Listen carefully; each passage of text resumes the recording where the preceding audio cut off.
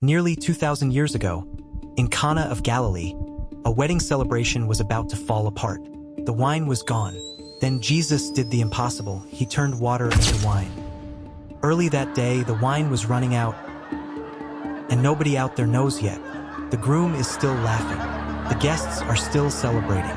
And I'm supposed to tell them? Then Mary, the mother of Jesus, finds me. She points across the courtyard toward her son. Whatever he tells you, she says, do it. So I find Jesus. He looks at me, then at 6 stone jars nearby. Fill the jars with water. Water? We're out of wine. And he wants water? But we do it anyway. 1 jar, then another, again and again, until all 6 are filled right to the brim. And Jesus looked at me and said, Now draw some out, and take it to the master of the feast. I know what I put in there, water, but I take it anyway. The master takes the cup from my hands. He drinks. For a moment, he says nothing. Then he calls for the groom. Everyone serves the good wine first, but you have saved the best until now. Wine?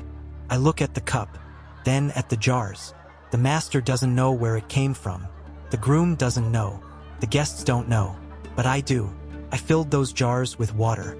Across the courtyard, I look for Jesus, and he's already looking at me. At Cana, Jesus turned an ordinary moment of need into his first public sign, showing that faith sometimes begins before we understand what God is doing. But the miracle at Cana was about more than turning water into wine.